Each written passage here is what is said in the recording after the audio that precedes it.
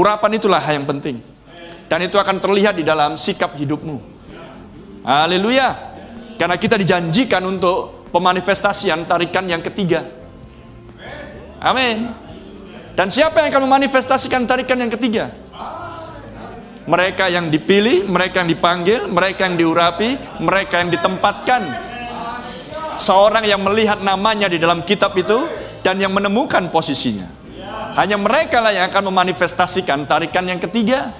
Karena hidupnya diubahkan, cara berpikirnya diubahkan. Haleluya. Amen. Jadi bukan sekedar, oh posisi saya adalah seorang sister di dalam jemaat, pakai rok panjang, tanpa make up, rambut panjang. Tidak seperti itu. Di luar sana pun banyak.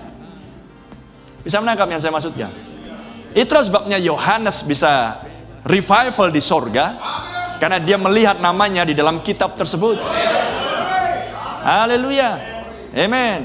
Jika Anda melihat namamu di dalam kitab itu, Anda tahu bahwa Anda ahli waris.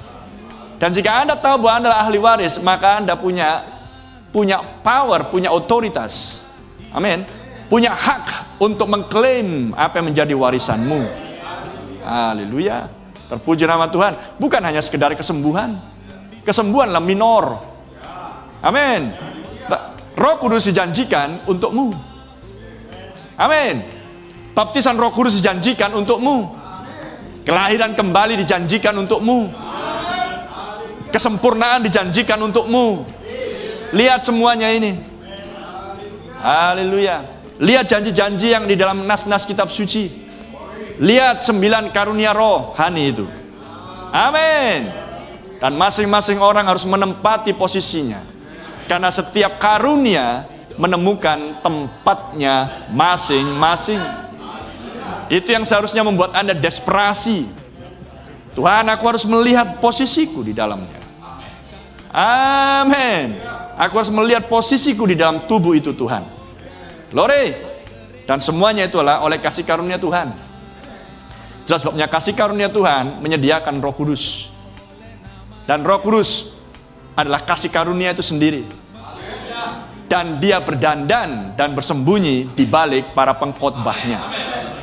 Haleluya. Praise the Lord. Terpujilah nama Tuhan. Sehingga Anda tahu bagaimana menempatkan posisi dirimu di hadapan pengkhotbah. Ada amin? Anda tahu bagaimana bersikap di hadapan pengkhotbah. Anda tahu bagaimana bersikap di dekat pengkhotbah. Amin. Praise the Lord. Karena saya sedang berbicara yang positifnya, semuanya positif. Haleluya. Sesuatu yang ilahi. Amin. Karena jika Anda tidak mengerti prinsip-prinsip ini, Anda akan berada di dekat pengkhotbah dan Anda tidak punya kemampuan untuk menilai apakah ini pengkhotbah yang asli atau pengkhotbah yang palsu. Bisa mengerti?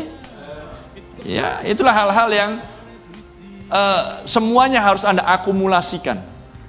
Semuanya harus Anda mampu, harus Anda kumpulkan semuanya. Semua material, bahan-bahan yang sudah diberikan selama ini. Anda harus mampu untuk menyerapnya untuk dirimu.